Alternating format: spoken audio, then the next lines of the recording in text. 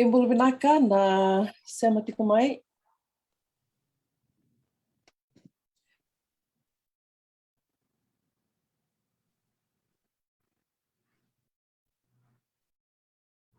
Tu si titigo vikirau sa bongi le besar tak na benua samai tini ka dua tikong kona kaloko goda sanga tinga mi vidoni tinga kina ngona ngalau kina na noda bulangi dokai. Ene kawini kua, Mr. Niko na Waikula, wakambule tika ni vikimuni kia disarna sema tikumai.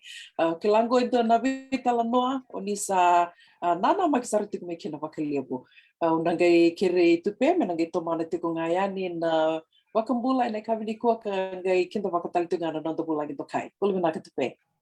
Bulu binaka una ni bulu binaka turanga na marama darbu kina ngane leo tomana tikuna bula. Bikumuni bu bali radio bulu ndo bata.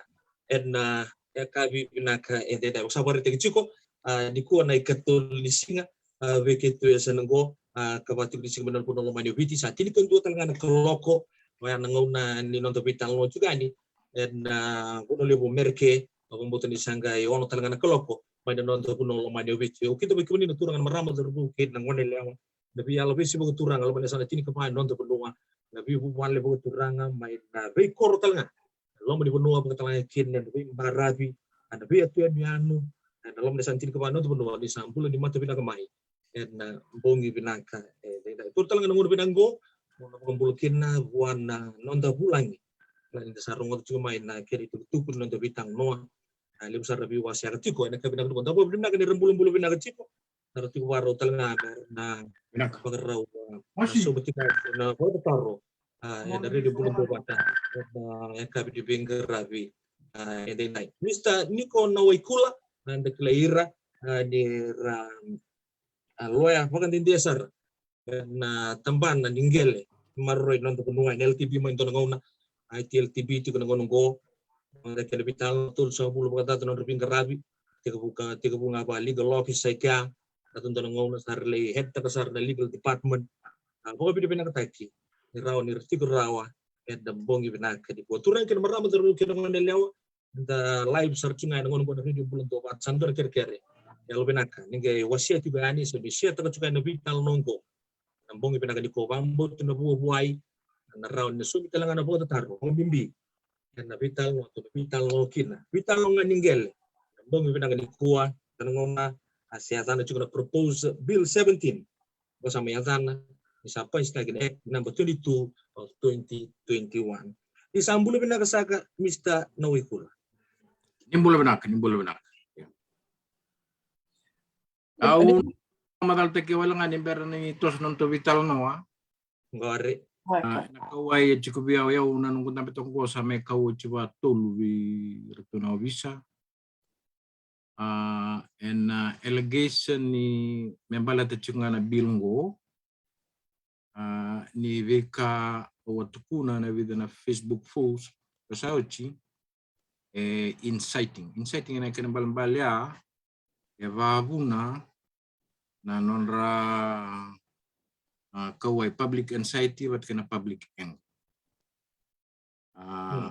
sabatul nunggu mekau kan mambalya na nunggu ni kuau nangganggarau nito kana chikinea tani chiko na nonton na freedom of speech sangga chukotalian na lawa kapakaso na kautukuna na insightful onanggaron obvia barita kina ni mbera ni tutoso mateme matata ver na barong klar na barong taltombang amen na obisa ni nanunggu bos ni kuwa menanunggu sebentar na baya buta kisarang amai nanunggu kilaba lawa kabat nunggu professional la experience tulsubul kawana yang baki nunggu daw ni lawa orang di waktu kaya umbe kemungkinan daw na lawan ni ngelaw itu kay inalaw membaleta na dono itu case na indigenous rights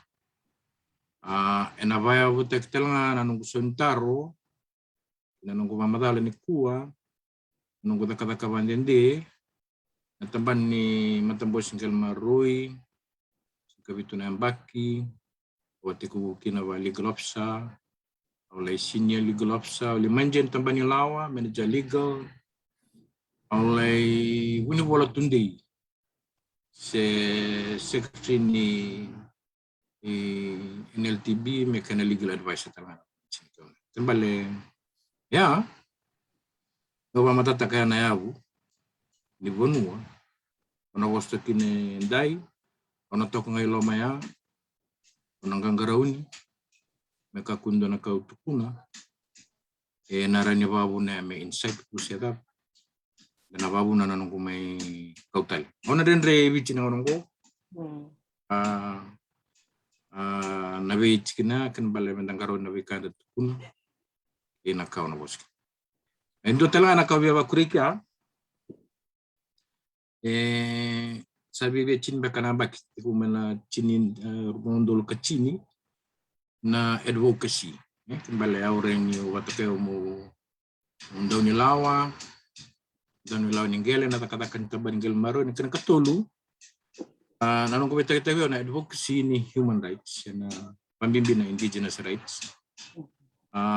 Kaucho daksa kina mulai submit Geneva na 2012 awang wala kina in a UN Permanent Forum for Indigenous Peoples na 2010.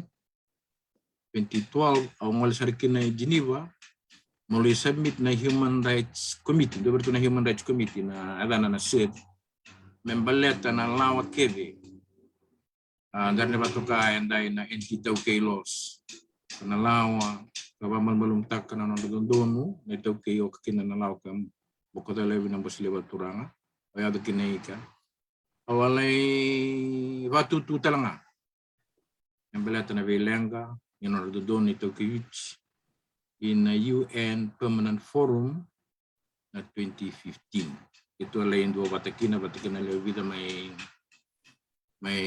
Amerika. Ito ang malawata. Daki New York. O kakinaw Tekornrao. O RC. So Rajesh Lui Mahendra Chaudhry. O Miri. Buan Romo. Pati kinalay bito tali. Malaya na yabu. Siya na vanua. Ukirea. Mu menarik ini wamadala tangmekina yang baleta na lawangu. And anungu experience, 34 years experience as a practicing lawyer, advocacy, human rights, and indigenous rights in 2010. Patakin anungu 17 years experience. Mana itu kailan transport. Atau besar na kena tahu beda ke oleh legal advisor atau board secretary. Kaya may matatarayan niyo sa berintos bali to nangatagyaw na may kotal. Nakabani nak. Enaka. Toto ko makoti. Kamera mo dito ko yan na bika may baka madalo takiti ko yan niyo Mr. Nico no way kula baka binibina ka matanga bikyom ni turang taon na lumni bangalala tikyom ni kailan ni turang ososo bangalala tikyom ni ero ni tumibitala no tigo kina ni ko may rati ko kina nabital no lebu sar na bola lebu sar na baka tataro ela ko tigo mai lebu baka binibina ka tigo mai na no mira ni mai baka madala na bong ni ko ni sana rongo tigo ya na baka mamasi rabia kanyukana baka mamasi ni Mr. Nico na waikula meti ko nga nabitala nongo member leta sarti nga nageli ya na nirau dito inaki ni vital nongo na kena usu tu serangango me mai baka matata takian weekend baka rarama takitiko member leta na lawa baka turu ya na bill 17 ya da samai rongo da kede na madal sauti ni samai lavilinga taki and singa baka rombo na madal sauti yo o kila ni dui kede tu na nade baka tangin ngende ni kilaka kila ni sonangona do baka madala teki mai na bolsa baka lawa sena jargon baka roninda kaya legal jargon tu bunga weekend senga ni da tura rawa se matata baka weekend ta basar manta na kenin balo ya seranga no sutu ni vital no na kabini ko ya kiro surit kem ni kina buni na bola mai na no ni baka tataro merao sa tiko gona e due kenan dau e na lawa ka komuta tuna non tangeli nei tuke e asaranga na ustuni vital noa e na yakavini kua le usar na vakataru me vaka vakarita ka tiko nia no gutaru mandanga na gona sarango lista na waikula na lava saramanda na se sa ibe manda na e sali ya tiko kinango sa dambi tiko kinango mai na bill 17 na lawa wakaturi ke na bono e sali dambi tiko kinango na gona ni sa mai labelinga ta ki ana singa wakarombo kana mada sawati pe saramanda na bono e sa dambi tiko kinango wakalawa Yo ni sa bill samber ni lawa ko sa labelinga ta sa lawa number usul kerua terus sa singi vital not chungo na dona batutu terus sa vital no sar chungo bo en lawa au de tuni kua tamba da kaningele maru bale da be sekta kana da bana kena tatara weekenda meliu kena batutu tak chunga tarai kenda sa okati mechi kini no ndambula ne bisinga pate ke kenda na via parita ke chuki no da kawai sana salama te chuki ke kenda na bisinga na bana nanu ya matinyo kwa salao iyo vina kambe kamu wa madal takaraman da iliu nanung mamembala tanah lawangu etolunga numerida ena yabu patakina nunggu experience ko chukina walawa wakenandau etolunga na kawai ora ni reda rawike dua ni reda yau ni lawangu kau tatani se valele takasombu nanonda lewa nanondangi. Say it reduces, say diminishes our proprietary right. Kena karua, ebe donga matike nandondonu ni mata education na group rights. In breach of our indigenous human rights in a group right. Kena ketulung ay racist. Anong guray ebe bandu dita. Bikin nabarong au kira mo ba madala na chikinea. Rani matata i batikina tutu na wana kina bosa ndara ni larao kina. Ela bana bu na wareta kina. Ela matana lawa, na tava kapa na lao. Kima minanda utuna TLTB kima mdo kilabina kayendo na chikina na section 12.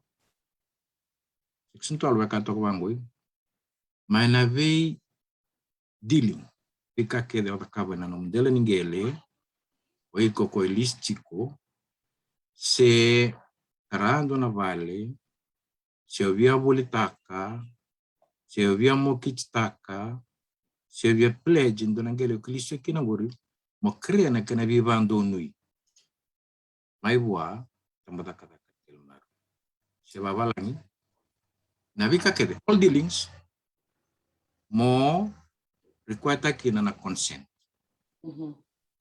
Every yanalango savalele takasombo na nonda lewana nonda ngele baleta sasengani beka kede sasengani okakina kortona le videa yo makitstaka na nomgele seo pledge taka na nomgele seo beauty kando na keviat se dotel naka ela kababilo wai you don't have to sinyang mo kaya na kina vaio mai buana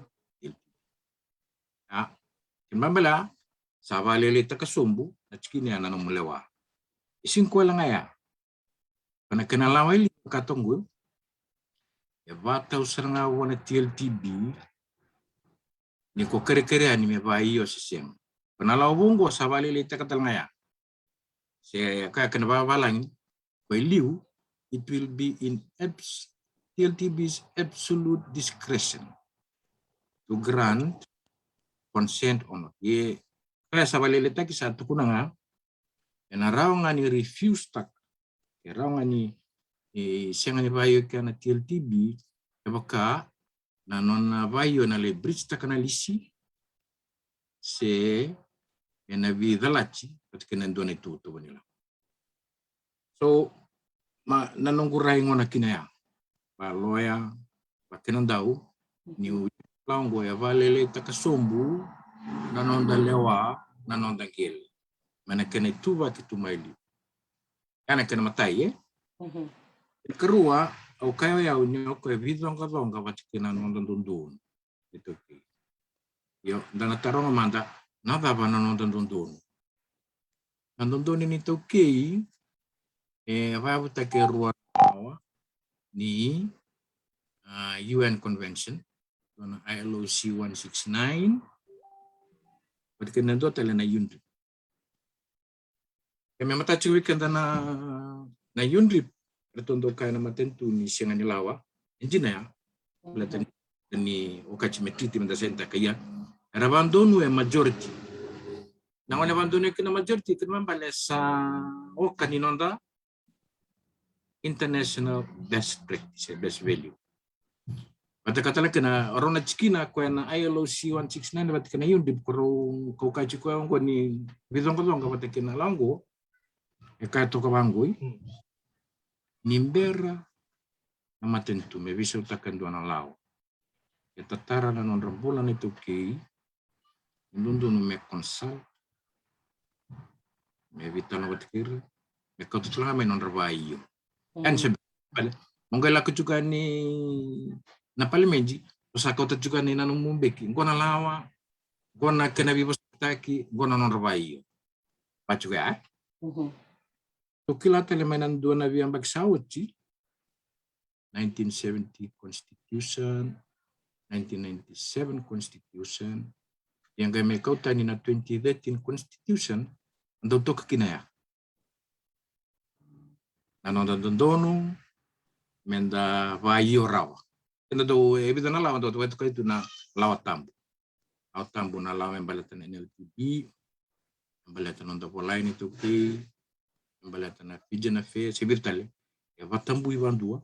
Ibisa kavo ya sava yora mai Fernanda rep senonda mata pertundo chuko na Senate appointees ni GCC 2013 Constitution sakautan kina yo sakautanya mambal sa sinlawa sandanga me varara bitok ngayani ina UN Declaration of UNDRIP patekin ILO 69 kona karo kaya to kaya na vidong kia patekin na dunia balatani na longo asengani vital nota asengani da bayo Aukila ni nangauna samai rakachuko kena kena vitar terungi kana kaitu kunibia una gaila kona matentu akora matentu me kota maina viva donui me wana TLTB patekena Fijian Affairs yana nunggu basa mo yau orang sengani independent atas itu ko lawa nasa nationalista kana matentu na TLTB patekena Fijian Affairs Board bambale ni tarongi royane na matentu itu ate metarong ko chunga alatini rochi chunga na matentu oira itu don mera konsalta ke biau pernah tokiningele abanua pernah tui kana banua bambale ena bunwe bidong ni mai tau menalango sini dakaya kan bale evorok kana itu batuwa in on the indigenous rights and the consulta karawe liu uca menda wa iyo talanga mai kene katulungan anong goray bandau nilawa yang kina nalango balate ni bebandu induita se racist ang walay Geneva na 2012 galit ko na may kinabiyaw na balichir na lango babibi ko na lawa ko kautalevi ambo silibaturang se vidong kabat kinandundono se tatani no the group rights and the indigenous rights ko na may biyaw ko na warna bilang ko na definition ni racism batong mo deny so prefer taka Donatamata share people on the basis of his race and ethnicity. In Donalawa, evorok kasi bidong kabat kinandundunu darin batuka in lawa ya deny tak hotelevi anondundunu na yabu ni nonda kota ma na yabu ni nonda koya kwe bibantu ndi tekina bia una na laongo ona watu tu beka wango me matatiki ke maka me dua lawa me apply ke na matanggal title gelebe ito ke freehold state land kaya baya kaya sini racist na laong na laong go take kendangan itu ke nandang gelebe ito ke nananda ya baka ke so nanda etnisti na cikina ko racist kina na laong ausan ita kan sa mamadal takikya tulungan na cikina ya ko kautal cunga kina mo lebesik mo batarong cikina na gutuno ciko lawang go ba malum takkan nanda anonda lewa anonda gele reduces and diminishes our proprietary right lawang ngobang kabatikan nandondo ba kautamata say in breach of our group rights say indigenous rights lawang go bebandu titaki series yana buna okay untanango yau mitaka ni natarai nanungu madalango nanungu professional opinion nanungu kilawa pinaka na boleh buturan kina marama na betal no na bo bilang ko ke ni sangke siya matil may kina radio bulan to bata da bo bilang cukup mista di kono wikulan to lawon raw cukup keta no to bital no na bo bilang ko ba butu sama tata bikenta non tal no takat to pa matal le bikenta na bital no to doko membaleta kina labi taki main nambili kina ek number 22 of 2021 so berita cukup minggu ni sasi bisa urang iya sandi laila wa me baka na berita ko me bikenda Mr. Nawikula at na mbong ibinakadikwa to berita kena matintur to dito baka cukup non tabon mo nang unong ko ono wili kamanda din tonon to ko Itauke land ownership is safe. Board's mandate under Section 4 of the Itauke Land Trust Act 1940 to administer land for the benefit of the Itauke landowners remain intact, which is stated in the 2013 Fijian Constitution. Yan nabi ka bagarita ka ng matin tu. Yeah. Bagarita ka talaga na bumilaw. Act 22 of 2021. And napakalimutan kita supposed to babalang the value of the land. Sabi na the value of the land, which means good return to the landowners. Ito na taro. Nadore ito chukun na kaya nanto wasya ki chukun na lisi. Daw wachin do na kota tartunggali tarar tunggali wasya. Naglan sa wasya baga tutubat ng unong ko. Ito chukun ko na good return to the landowners. Miro ni do man na numuniray and napakamadala. Nakauwi ko to. Matin tu napaka sama ni ken la ko may bakalaoting go. Na may bakilaw to kiningel.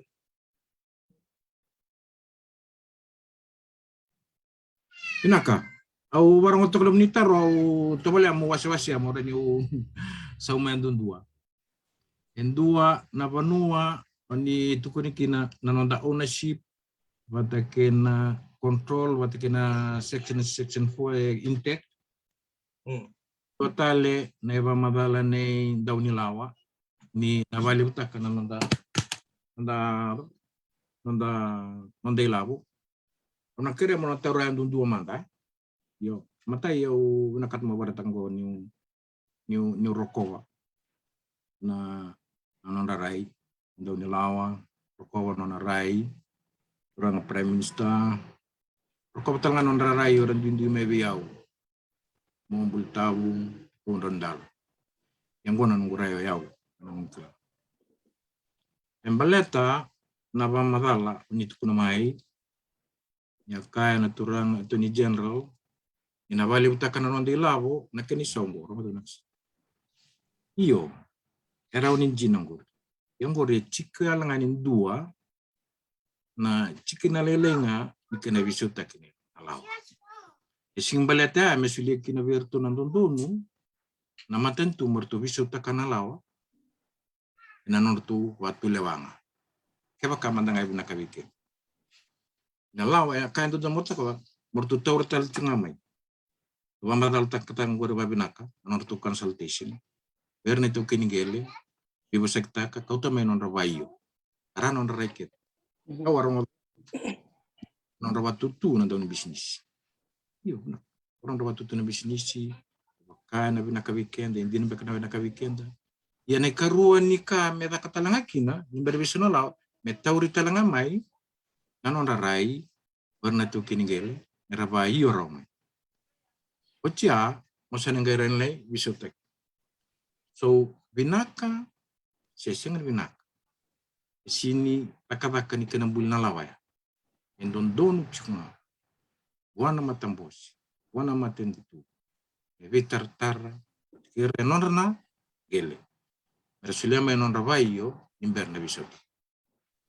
Karena kau nanunggu sementara membalet na apa madala ni Tony General ni binaka. Kan kalau dia bertahu, kamu kayak binaka weekend, aku tuh binaka isindun malay bisa usir kinalaw. Pada may binaka tekinganan betul tak kata kana, atau singgel marui.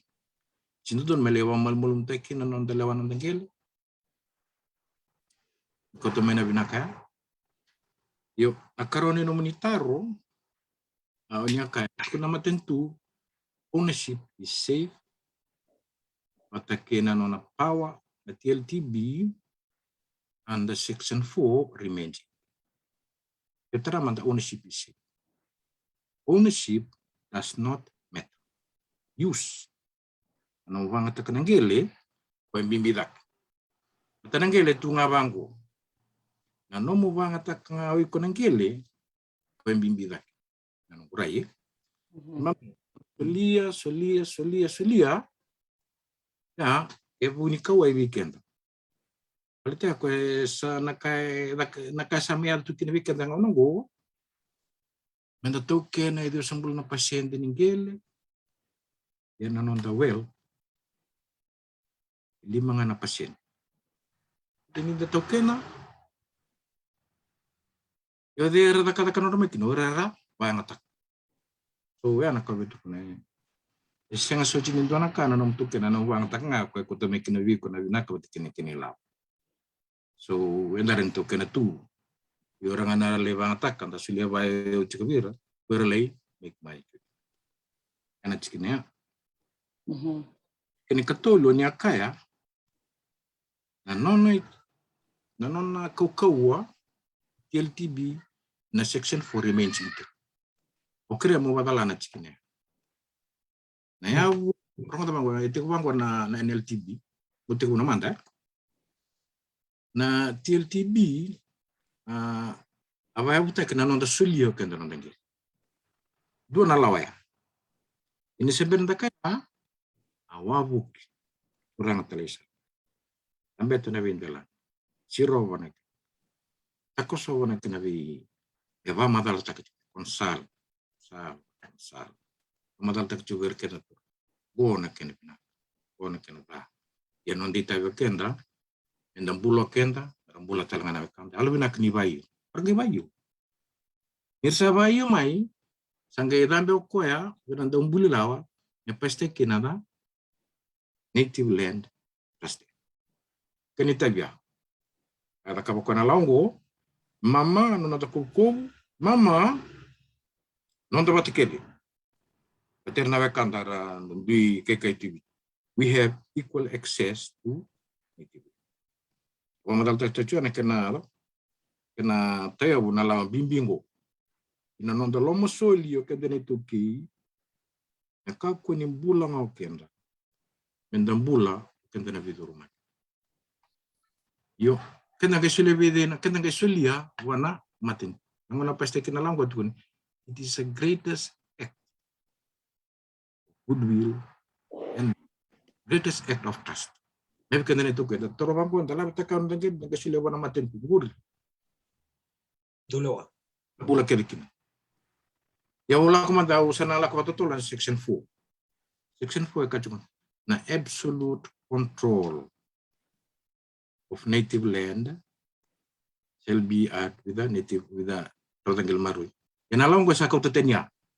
o ka juga ya isa kota nonda proprietary right kada itu ke o ka juga nonda representative na TLTB sa ni absolute control na chikin ya bale tanango ne ba nanona dodonu me baio na bika ke la ko maisa bale le sumbu pues baio se cree na baio en bale tierra kuerna mortgage kuerna pledge kona ka kerbaya ken balsa reduce taki nanona right nanona proprietary power sa siang tanga ni rani lewa koya io se senga in its absolute discretion pues siang nga kebaka mabale untuk kanan turai matentu Prime Minister Eji ina nunggureyo yau o bagalaya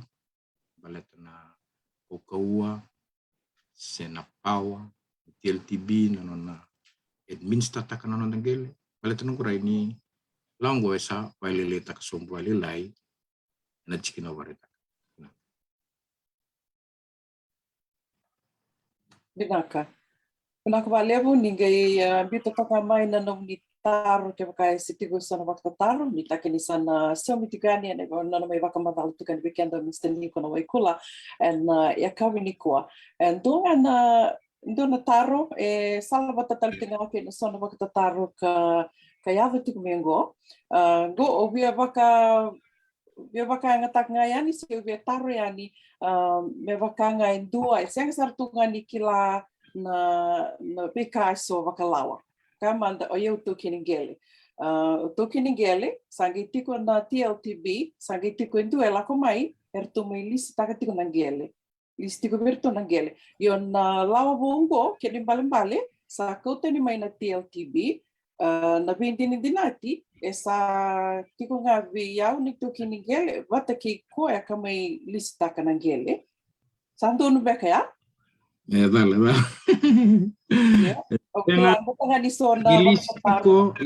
Nilis chiko na mungele chiko ngaina rukuni TLTB kenda na nonda rep na TLTB bale nilisi elewa chunga na TLTB na nonda baio kina kakede chiko lingana yoko na nonda baio kina nonda lewa ngona ukachu ni savale le tekso abamal malumtak menalong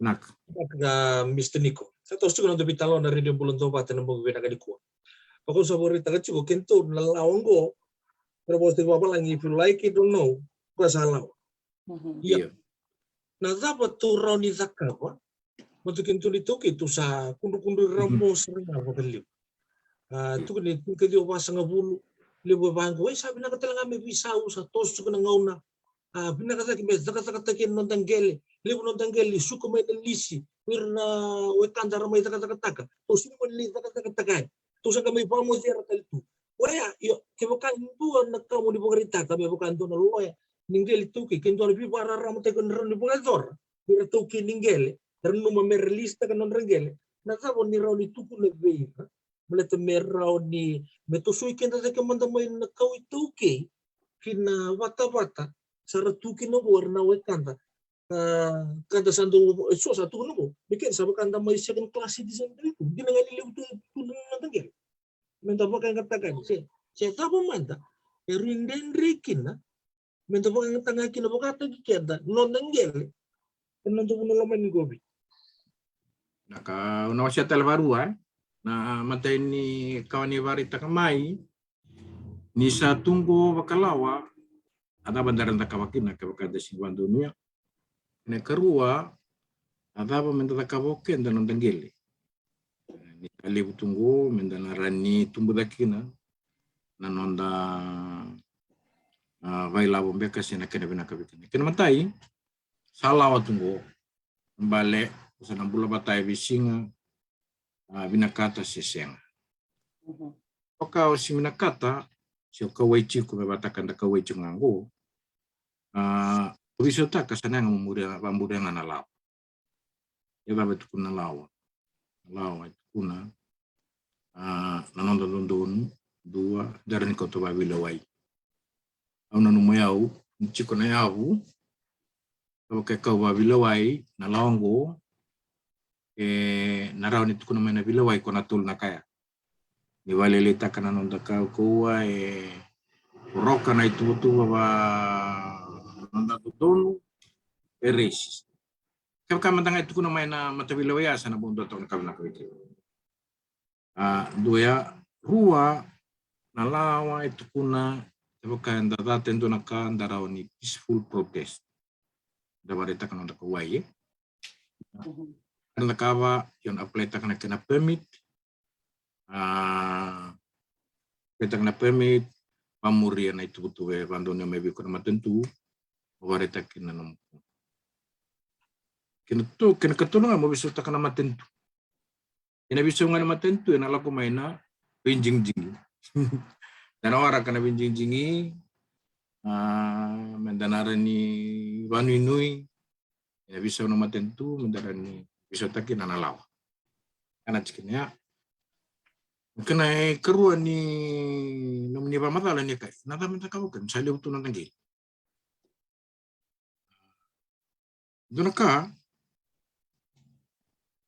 ilang ka matini ilang ka chubikin dan na alonda. Na alonda, gua na kaure daraw yau, manakoro. Manakoro, bulo manakoro. Nangkele chikin yang oleh ko tanga may nakito tayo kanikuwa, oleh siwa tamendo naika, naro chikito. Yapa, Vanua. Ya, nambulan ni matentu, ya vida lach. Nambulan ni matentu, ya bina katamu, bailaw tak, bailaw. Doon lang galiwi kendo na si na chikiniana training. Pati na capital. Kau nak kata mendo ng kuban bulmakaw. Dia mo kilayaw, kau, bina kata layaw na capital, para ba ang tek. Yaw nanong kuray, ko nanong kuban nanong mayaw. Ichi nanong kundundun mayaw, mumaro nang kubula papanu. Atay nang kundundun tala nang human rights. Yaw siguro nang katamo ba ang business takang ko. Abo nang katamo li, kau tengah menggo, saraw tanay kengguika, nasinga saraw. Yaw na si machiw wala ba, ina bula bailabo, kumasilis. Wayaw, kisabi na matento na velay roba, pinakirabasa alam ay verto na isirili. Na kibbutz system. Itu tala question na operative system. Enda mula chiko baba no bango, ye chiko bango ida kenanonda bula bambi sinis. Kambani lelew, barang bulu tuba kambani, bula ida kada kana kibbutz, usule kenanong itabi, contribute na budget pati kanilaw nga daw matentu chew sukumay vale. Bulu matanong usulia, umendar nung bula banako. Nan guray. Patal nga yung bulat ako yung daw ni suba. Obrita ka tan sila nung wig, ba't ka nang kaon bilaway. O lumatalay ba na nung kuwate, obrita ka tan tumo kunday dan yung naturan na koro. O sa andara nung suway. Ba't ka nung kisyal kaba. Lendandambe may utalo na tuwi na bi unikaw. O chinabasing lew sang kay dambe tu. Tama yung doon na tamban tabioka. Doon chikini katawa. Okay, kan bala okla ni ndarara ni semataraw. Ndara ni semataraw ya. Kibbutz system, cooperative. Ito sa ati kunta ko may liw na matentu ni ngarse meraba company kada na bi kesana. Menonda indewa ina commercial need ni matentu. Nung gusto entar na chikina. Naka. Penak valeu. Vida nga nataro lá que tinha bem governo na sema tinha mais na Cavinicua. Itu ya. Na não tu me vital no tá tipo na Laongo. Na bukiambeka na bukiambeka dona kasi senga na bukiambeka se rambeka ni no visa o talikina. Na Lao kasama virkutur tongo se senga. Ya dona taro no talingo sala batetunga vaka dava manda na nomoni se dava sarmanda na buna. Nanum ni rai dava na buna erto sa vaka tiki que eu niki na mai na parlamento ni berningai mai labilinga taki na Laongo. Na kedimatai na taro bango sa melaong ko endo na kanang baka usa sumu china chikinea. Kayo kachi kwanda sana bula bate visinga kawai chiku me bataki au na kawai chunga me da televisau na da boranda kava e vida na kai matenika enda na bamure chunga na lau. Ya na lau itu pun ndar ni kota babilawai au kilo au ke bakane bilawai tak enda na ni kuno mena mata bilawai na Canada. Unconstitutional, racist, in breach of our indigenous rights na kauna numeo na rani kotomia. Batal na kandaran da kawa menda peaceful protest. Peaceful protest da pleta kana kena permit, da bamura na kena condition, kena katulun da wisota kana matenti. Ina nonda jingjing na bagamengo. All within the law. Enda to na bamuri. Angke karuan bekani taro, nada bana bunor to bicho ten kinor to yo. Na bono na kango aro ngadaya wa sala ko palimeji na runo ndolu mateno ko palimeji runo ndolu kalima. Do sinin. Enayava nikono. Sinongono ndolu Nicolau. So Nicolau tinga me mix tu waya. Runo ndolu kalima. Runo ndolu kaono akina na binjingjingi ni ngame bua virta kina Ishamba nikono. Enadang ko to kana nunggu bersih kana elem servika dari to kay baya. Nicolau tungamea. Lo tungamea. Betul-betul mengakir na marama. Do tenada ya rasame kadivir na dani nonra dan na wacin. Runa undol cingkava nama teni binjingjingi i binjingjingi na andala 2013 constitution au register yau neava nikono iku. Runa undol cingkawa tale niko iku. Simbondo bando nangu na utarungi mai. Se me tuku ni biau ni dala chikwe. Me ato banang unang kay may duang na bisaw nila wa ito adibita kana na chuni ang ango ni Bernanda bini budget. Ang kay kasar tu kena wa na yatang kui ni kuno ikule. Ito ten menanong kubulsud. Bulsud ni kuno tunga. Nesinga chikungaya. Singkila na kinaba ndio takibada wari maina alimenji wana supervisor election na lako kwa press announce taka ni sana reported takiwa yau be fake mo reported betul ni untuk cungan temata ya nakaba malta na matintu salio cha samuria na kena biwalwalai me kotenadang sa mayado watong na kenina ke usengani kilarawa ya nakanga disengenyo yau tundung ay uchukna yau rakete na marama kurawawach elele buana bia untul tul tunga kurawata kana watake berbata katuna kan rendotani menanon robunsu ya sambil kercukna ngonongo ina matawilo ya megale batu lewakina sa cukin warna loe mara gelai Batak. Saya tahu nainaki ni matentu nono metakawaya usingkela. Usa kelangan usa panuni cenggo masula kecil murat metakawan untuk kita wina. Loya le pinaka. Na wali besar tu rakyat beramai terbukin dengan lihat total tal cuma bikin daling di kalau kita mau di pinaka. Inda mai rongo de tiko na ya seni vital noa. Menurut turang kelas sampel besar non pinggerabi. Tambalan ni ngel marro non benua tol sang bulu kota tar barata keciko ira legal opsa meto besar na vakas sama non lihat besar tuka di bilutak usip tiko na temban ngel kena lo eta gitu na temban noya sena iya anta list telemanta tapi kibun na bata tarot ciko na buku na rapati me pelemi cuma mo santu ni ano to bital lo mugini kuwa to bital lo cunga na temban ngel elebu Mr. Nawikula karena tu patarungu juga na tarungu nang ndra pa pa kaun ni tu sar tu ngai lom na tapos serman te ndo na tab ni TLTB weekend ni tauke menta rawata wa binna kasar ngakin na waya na return ne si sano ni tabi tungan na TLTB me sana taka sartungan na guideline ne taka cukukin na si dola ko talaga non roba kasal tagir tauke ninggel mer optimize taka melisumaikin na return weir yan na taru weekend ni nambang binang ni Ibina kau kendara da sobu, kendara da lisau na greu. O natura ngatale sambale ratsuku na ko te kebunang. Te kebunangan no na rai. Nada meta kanangele ngonea era ni maruikin. Kila na katal ngastavo ko ya na presa mena matentu na non sabia tau relus na turnangele bale tunda sini bangta. Sange nona iwalyo ko ya. Dauta kana matam bo single maroi sange waserua.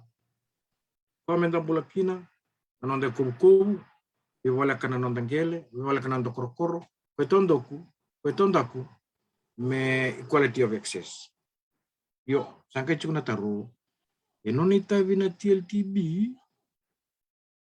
me raida talanga me babuli dikenda me ndarani rawata kedme na ka via weseng nalawa ni TLTB akal tonga kinortu suliangana dis kembali nortu kata ngortu sulis kona kena talaba talea indo don menda wasa mata kene wali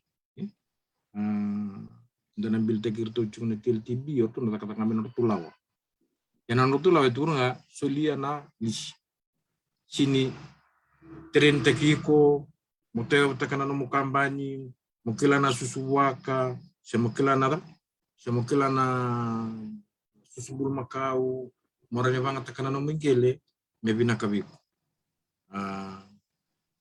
una numa yang numa matataka sinoni tabia nda dia tu meta kabaya pernah bilutak kenda na bilutaki kenda na chukuna palmendi kenda na chukuna provincial councils kenda na chukuna korro kenda na pakila chukuna lenga chuku weekenda dan reda na sema ni lawa nda takawa kinea rachukuna endo to kambe kaseru na ka tiku naramo kendaran kila ni sabaya reda ko me to sa kenonda ka ndo ne lamus ni niu lamus ni niu we kemem kedeme la so me kanda we kemem rata kina semro kina me bol sudu ya ndo no mendanga ba kuria warna beliu takibinak enarara mani non rawasama arama non rekla nakanda ren takawa nakawa itu ki menda konvota kina non tangele inda sa 90% una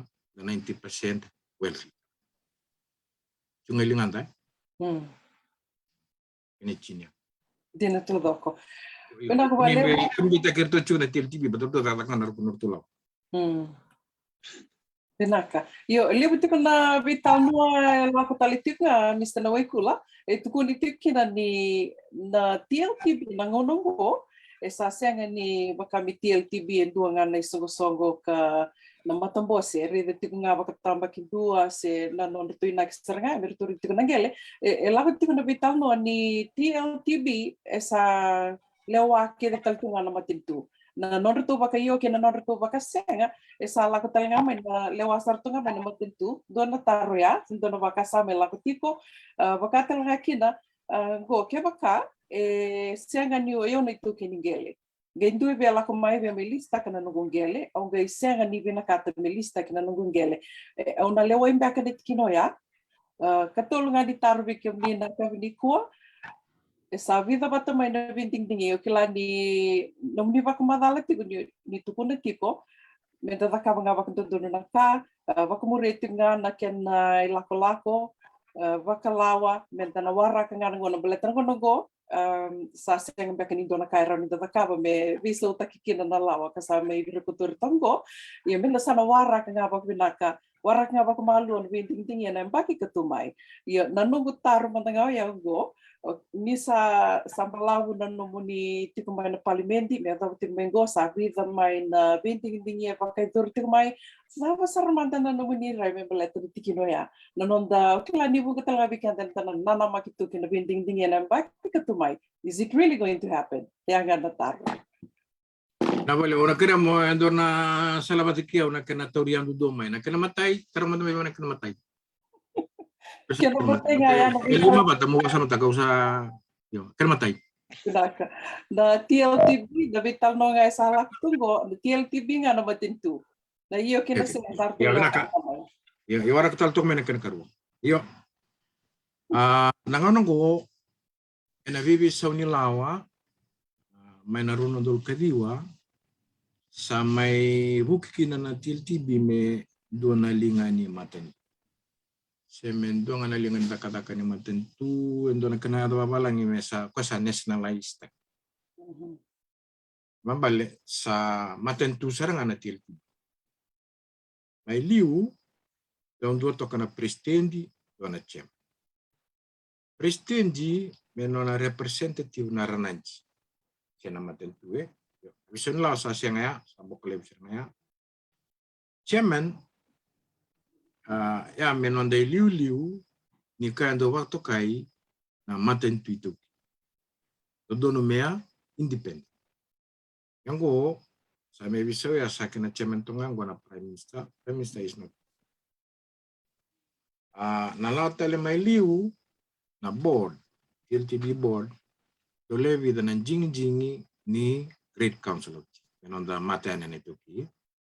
Yang gua sa lewa ka nga na minista kan bale may mata cha weekend mena vivi sa unilawa. Matin na NLTB has been nationalized. NLTB na TLTB sa matin to sir. Yo. Enda na ba nama TV sa television matin. Enda na ita ba to na ituwa may na UN Declaration of Indigenous Rights pati kaya na ILOC 169. Pero kato kaya, kenda, doon menda control ta ka nanonda own resource. Balaw ni ta ka, enayaba ya, enabiso numaten tu, ya mesanangay vitalanoa. Vitalanoa, okay, dapat kinamaten tu, ina contribution daba, anda sila namaten tu, ina kinasuli ba binakanalisi, sulubayo na lisi, meron talang kinuwar ng bula, warna kanda, dan bula bidur mekitu, meron talang kinang bula by lavo. Yeah, first things first, we should control our own resource. Bataya, nonda rights. It's our human right. Nakin matay. Nakaruan, ninom ni tarong, paruwa taratalamanda may biyaw. Kapag senga ni lista ka na nung gele, ito ela ko may lista ka na gele, au gay senga ni sulia, ti kung baka na lawa o na leway kina? Evango, iko na sinibilo itake na sulingan na list. Erua, o kay chiko niya wasiro na nandang gele, may nabasa mo na turango na talisang bale. Reason, nanda kubkubu, tabo ni tara, TLTB sendo talibabo kendava yukin. Mbala ko yana sidentara na matentu se TLTB na namkubu. Tondo kun kubkubu chiko kinana nona do don me consult. Dona cikini lawa kata kena TLTB ni sember ni sulian dona lisi tondo kun kubkubu main dambe baritaka sangga indo telang kamera doko ni na loma ningaw na ya dona singandeva sangga isud. Balay ko binakata si senga pesan sulian. Ina dapat kurang takawara nang gawilo itakam bekan itu. Bile besar bile yang dola kawaya ya. LTB le bela bona lebur na kada singa tu na ko bile itu boy. Singa sa single so maraw na loy. Balay mo balay lek tanga ya. Ko ko kombesi sa ko china matentu ako sanarin to. LTB. Oy ko nga nang gawilo ite ko na no simbong. Ana kan karwa. Kan katul na yang ni yo kereta mana tulintar Benar. Katulungan ni Taruya na binding-dingin memang kami. Betul juga Bu. Oi, nada manayangan ni sa Ochimengo vida batana baki. Sinto na bisa sa opposition cuma, yo. Ada nga torang may biyaw na tarungo na ni kuwa. Ada mundu sa kuwa nga ni opposition. Ya kan man na ni dole vosa do kunongo do kunai sini rongo. Lama na kenanggur. Sinayang tabayang mental kam. Yau. Don taruh dendeng. Yau na nungre yau. Balete kambimbi mendapa mure cungan alawa. Kebakain da sinrau mana bisau. Menda kuning nguile da kuning ngudekina. Via ukenda na itu kenda tamata bambauta. Da waraka na nonanga na kalu. Yau mandana cikin sa paskina na bill 17 kuasa katun ko yung pension na utang ko na kalu.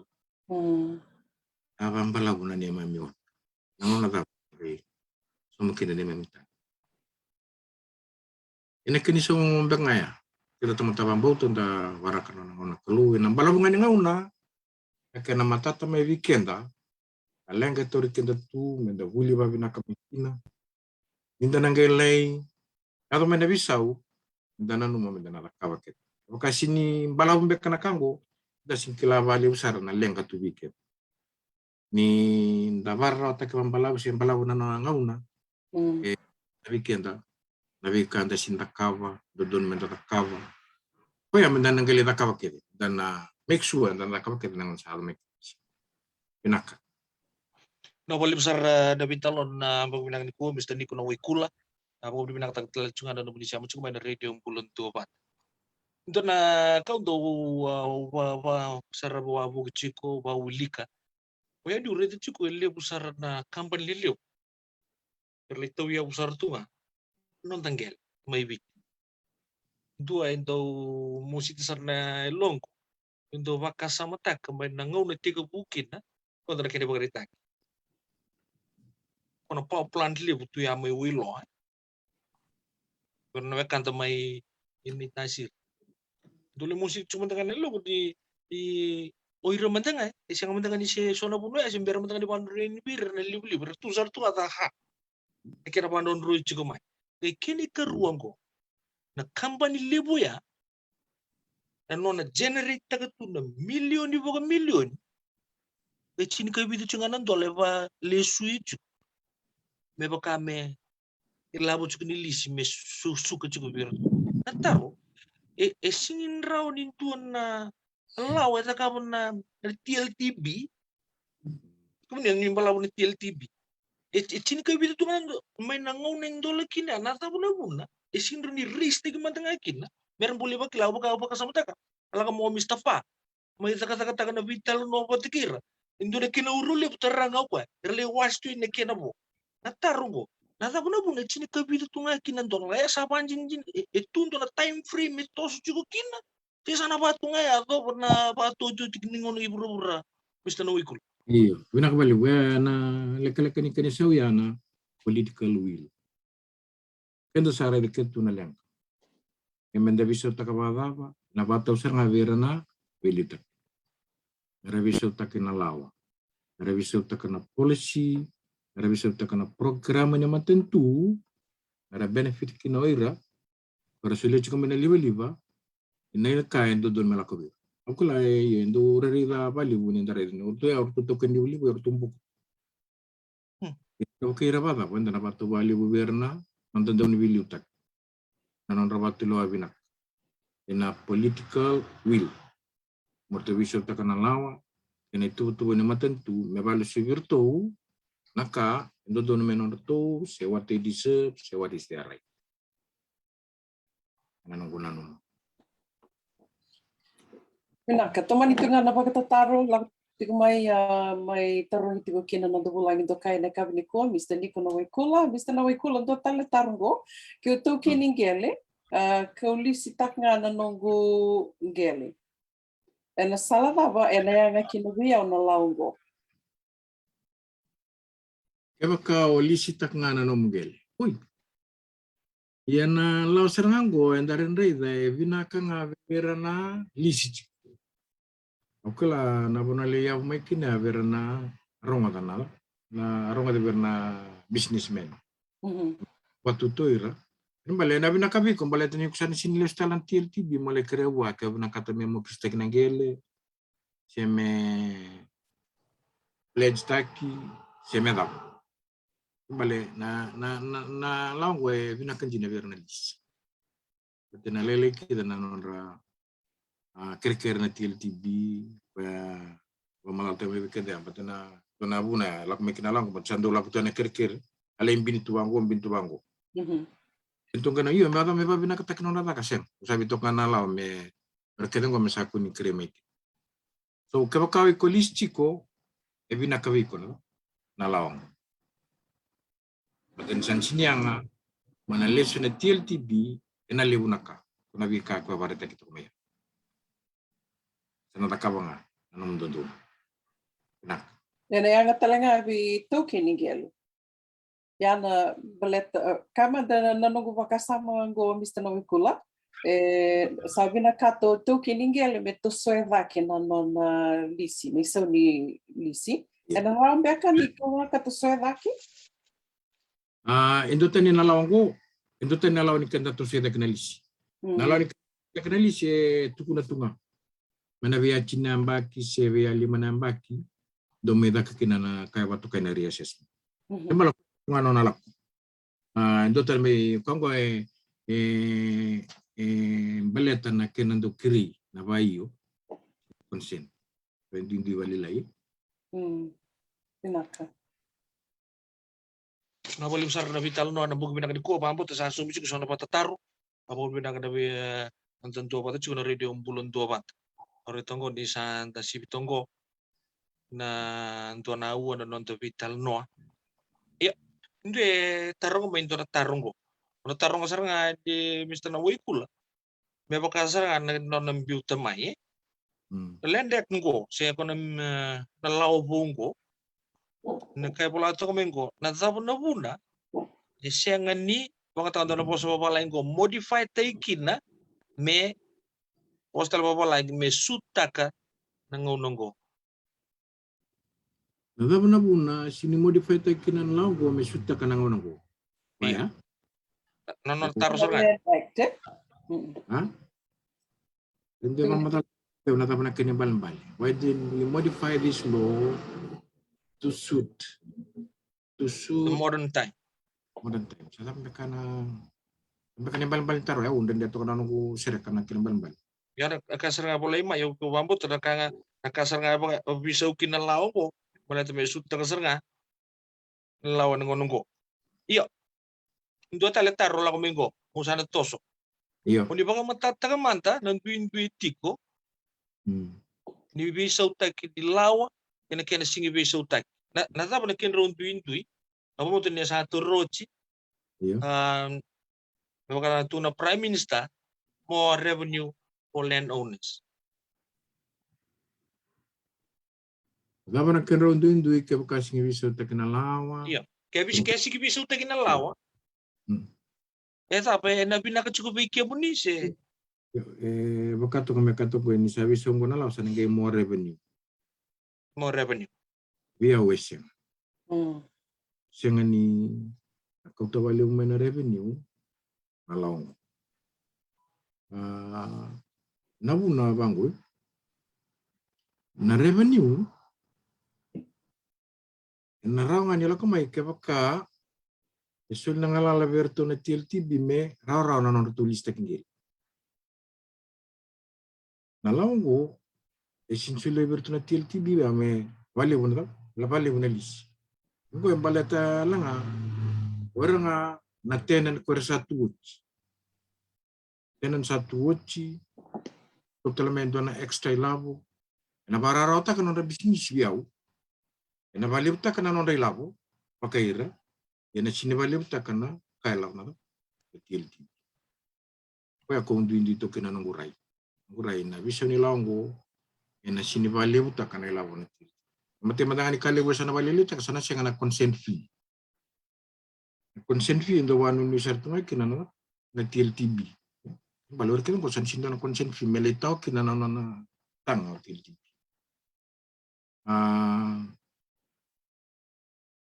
kembali ni sasenga ya mai verna tu ya sini vale buta kata lena sini vale buta kana rent se vale buta kana lisi merama kini law o dindui o vada la saranga na raya itu pun alang gue na vale buta kana menedian na ilawon til ese na vale lita kana mendanga sana senga na consent ina O mambuta ni sa kesasenga ya na consent fee sana makalilita kini lavo ni TLTB sana lilita lang kini lavo lang na matintu me bakani sa kilatiko ni matintunga sa TLTB. Lius talema de kini do ya tarong tiko maya na dava sarmande na lawa dava po ya sa may nationalized ki kina na TLTB na pita na baksawit po niya ba kumadal tikina. iya nalawa ba nalawa au singkila sarang ko na yo ko ya endo na Native Land Amendment Decree pero samul katul ke de seruf kabitu nakake mamtoka toka tu na enti tauke laws karena lango ko yang bukala lewi na bos lewa turanga kau tana kena lewa na dangele na lendis decree kina matentu nda singwa yotaka o katalanga kina evidena lawa ya pemevivi sauta kina na appointments ni matentu bukala lewi na prestenji vivi sautaka na nonranda udur mai se kautalevi na nonranda ba tambo na nonranda udur mai kuara na nominees ni Great Council of Chiefs mesanda unjing takira nga na minister wasa tau singkila sara yo kilanga una runong dulu kadiwan back na patakai chiko kaya damani search na Google sera ba search takana Native Land Trust Amendment Decrease. Yang bikin decrease, kena rembit kita mai kena decrease kaya biumai. Karena mai biso tekina, mesa nationalized tekina na TLTB, sin TLTB nga, TLTB, na provincial councils, na yes board. Sa lewawan tu. Na boleh besar Mr. Nico taro ngol sing ngon tono bekanta sar-sar cukup buku pinang di kuah. Ngulisi sa aku tena title ng bank. Kan sa klabe na kirbitan lo muli loan. Ucha ang kasiyangan ni Sauma nunggu loan. O di na po ka. Namata lisi senggel. Nanggel. Ito na kaya ito security kina loan, nanggel. Kapag kasasin sa umano mulisi, san sinibag kila iko na tamata na nambangge na rin nga nanggel. Menulta ka bendua na rani sa umalisu kinambangge na mulisi. Mamput saat so bikin na taruh ng cukup ya. Iya. Itu ada vital noa apa tur tal cungan dengan sauci. Itu di ciko. Nah tapi saramanda Mr. Nawikul. Esona lisa agreement esona lisa ratu. Medio sanga bulu ke dio sartu na bak. Nah tapi pun sinta ni pangango. Mentor simbolo cunga alis cuma bikin tor nontor gel. Kalau dio sanga bulu ke dio na bak ya. Sabula kan wara kan dua tol tempat-tempat ya. Ata sindri esa cunga kina ba ko na pinjinjinat. Okay. Baita kata-kata ng gel ko. Cinamba ke boron besar ni. Baita kata-kata ko si cin kelima. Ko sol cunga lima sanga bulu kelima. Dio sanga bulu ke dio sar nembak. Nasa be bakinnya na nampala puningo na soli kina ba indo na list. Endua na kambimbika na security of tenure. Wakayo bula na durante gele na kambimbibi como kila senayanga sisena. Kaya tul sa ngabulungan na baki indo sa may demuri babitaman sa sukatan lang gele ay nabiyabia no security siya kumaya. Kaya bibiki naman tanaray ito nasa nakikita. Yun ay tubo-tubo nila ay batong boy. Nanggel ni Titay daw tulsang ulo nambak. Tulsang ulo nambak. na ngele ni residentialis yusum kadio namba commercialis yusum kadio nambaki mati kena votal ya kena kan agriculturalist anda da agricultural tenant ya yo na itu bo ni matentungo pesa na via bisa takakedia lima tengah kena agriculturalisme yusum kadio nambaki membali atas sarang anaya buah security si tunde ini nom title karena ni taka kinana bank amba gina dende no nasilia doni lavo we ko vanjinau tarakina nom vale dombul kina ba mata vitamani ke baka chini nganamba kina dende ni do dende nom dulis endo na kelatalan talan cikina menda kelat ciko kendene to kisa sini dana masih lebih kan dan salis tunggu dan bimbi mai nakoro san menda lakte mar mai lau dana rei dana cikina dari mata tewike dana ka bikin orang tukun ya don meta ko mak kagir telan Malaysia ya umanda kena barite ke ya ulis tuna to kun gelap sabia mai kan bale na reda na kena na matentu no nitavi na reda se mena balance stack na bimbi se na ko ni no title mena ngabiko pata kena no to ngarabi telanga to ngande bono tungele na itu na kingil endo na chikina bimbi au renika go wa la ko Geneva na 2012 jadi tahu talatang mana chikina go ko tira na bilaongo chikina itu oleh itu pun na human rights kan gue donga na ni mami dondono na toki bridge of human rights ya la ko na matentu tun na matentu sini recognize takana indigenous na kanga tukuni me viongo kwe undo nungu ikoko mai nungu tek me Geneva nungu ya talanga winters kabango na human rights committee ngu ya dalabi ko na matentu mo kautatani na nonra dondono ne toki nonra group rights dondono mo kawitak recognize dondono tanga mo kawitak mo recognize takana nonra community rights na rights na community ketika individual ngenom itabi kuna matentu mo wendu teto mo balance tak kana dondono itu ki balance tak na dondono ang gari na kana sulus ni mendam bula kiri kina babina minda bula bedroom makati tali kina biya no may reda na TLTB indo na example sarang ikena balance tak dondono kena membeli nangele manondra need ada community dan bula batu to batu na multiracial yung daw new release untuk kalif na kada kawana rango aratu selalas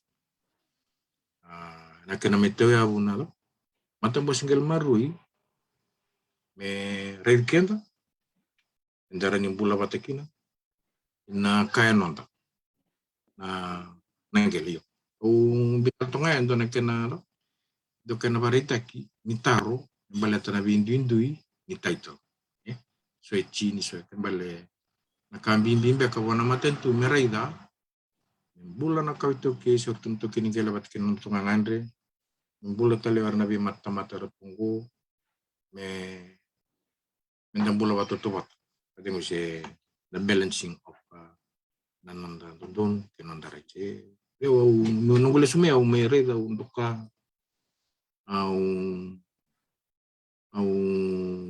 au kai tu lama gue ngoe sana nunggu kokongu mana ni undo debate na kakede how do I balance nananda tundono na toki warna individual warna rotum warna kaya untuk mentabunu kada bici we have to share yeah ya non entabe matentu mereda mena chikina ani bokor lagi dono se dona ka dona ka winak Dina tudo ko o talita ko bali na tikina di mo siyang gore ni non tanto tudo ko Oviti estanga ni wakatamba kindonga semendaka kindanga ni tuke. It's a multiracial country. Growing up, the sengi tumbo da mais and the kilake tuya. Oviti, it's a multiracial country. Au endina tu wakatanga na kani wakarita kaya mista na waikula member leta na lisi ni lewu saranga weekend ni tuke. The sambiu biu mai vanua, the biu mai na koro sa tuki mai. In we tahu ni son da sampai boling gel itu kina. Yo na gel itu bakar tu ya lebu lisi tu lista kitu. Iyo dona ken dona ken taruh tu kan ni gombalete ni yo saranga indo birya boling gel itu lisi. Dona na singa na vida na singa gay itu ko kiro vital na tiko nungo nele sagi tiko ni tiko ko via taruh tiko ko nang gel ya mai nandawa lisi tu baleta nandawa vida na embaki go saba kata taruh tiko ko ni beli boling gel telinga be ni sarong do ko sala ko tiko na vital no ni gel o sagi tu ni ko nangona kito sige boliki na sige dio sanga bulka dio na embaki go na gel mai nandawa sagi no na taruh ko na va baki na sa nadama sa nagayado ni sa nuwatiyo sa hulka diyo nembaki. Taro binaka, o yung managaw siya katunikila na kinisaw, eraw na pagkamatatatang na kinoya, pabimbinin da wakana na residential lease. Yeah, okay. Ayaw na nung guray mo. Wala nung guray mo yaw.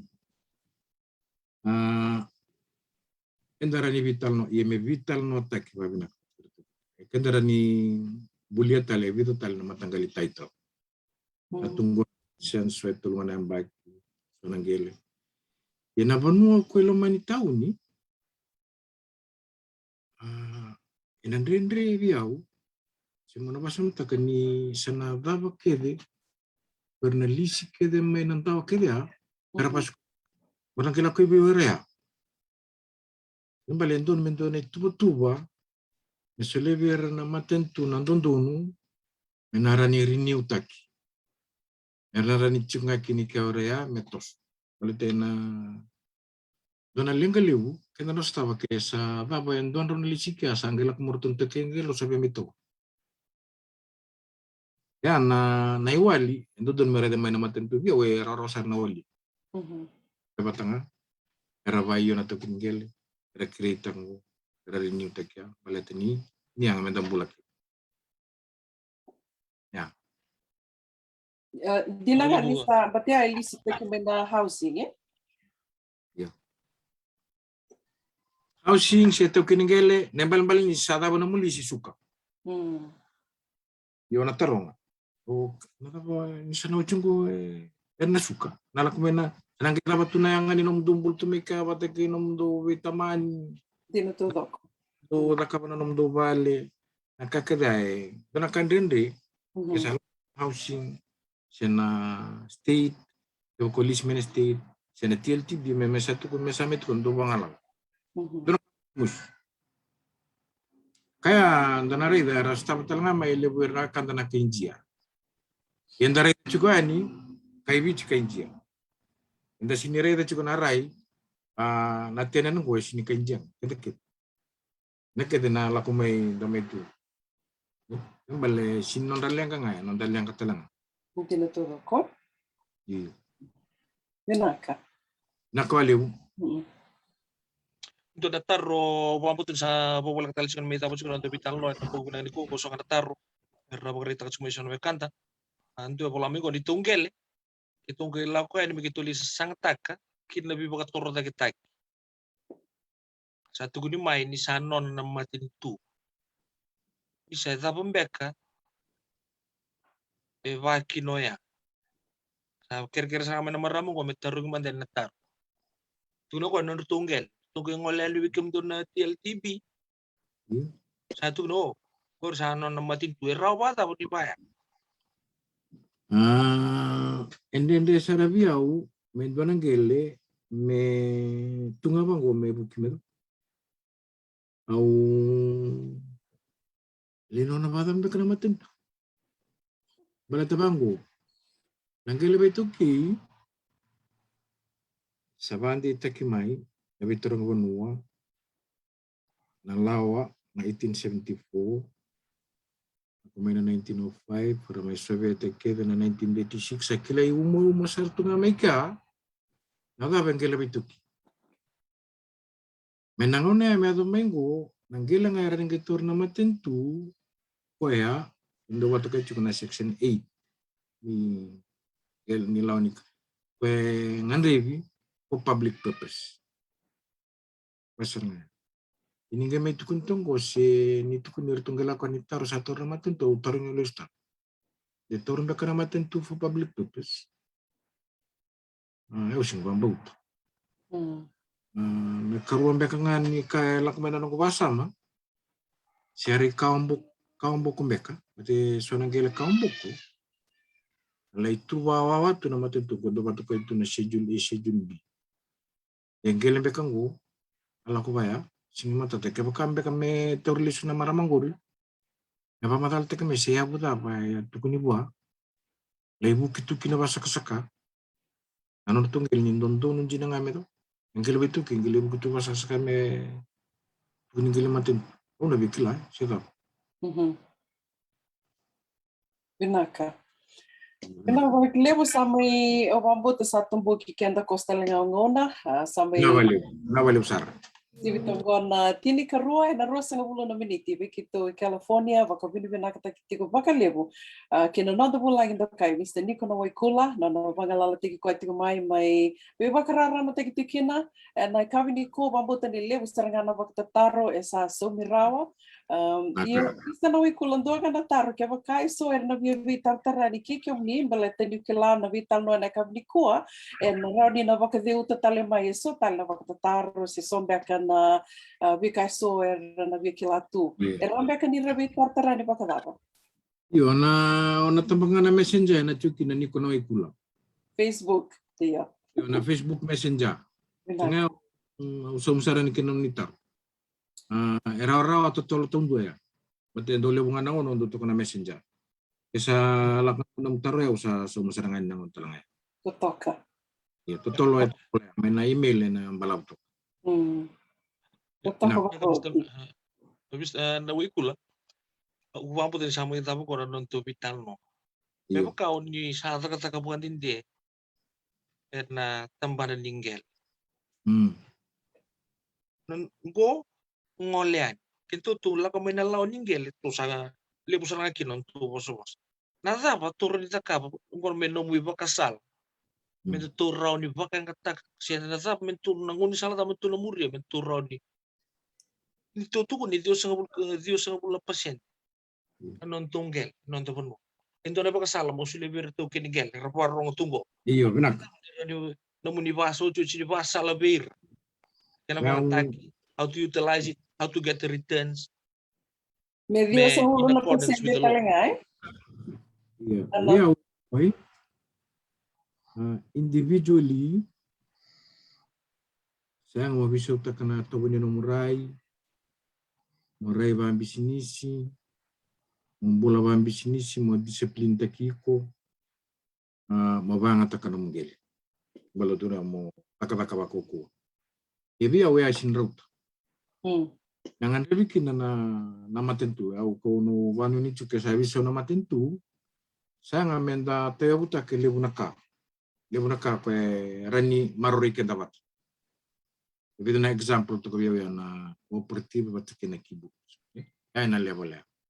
Ibi kenda yung dua. To boleh mandanga. Mo lista ka, wangata ka, mo bisa ta kana ito ni numbula kana to na muray. Mo mbula pa business. Ora dele bonito ki era sa takabaraya. Suara sawa fam tunggo itonga. Mo dato ko sa tindo butu. Yung balor sa bisa tak sarandaray menambula ba banua, menambula ba business. Ito nga mo ba murumuri ito nga doon na kanji to bang ko na kartu takaw. Blete endo doon may biso sa kami loma. Sinikal doon. Ayan anong kuno naman. E may muri. Isala ko may namaten to manangay support ta kaya. Eva la ataka. Siapa company tak na nandang bula pa ng bula ni Sol Solawat.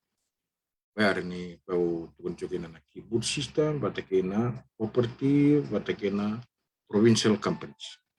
Ya may na level ni matentu Yo kenda ro na level na. Nak ba ka level?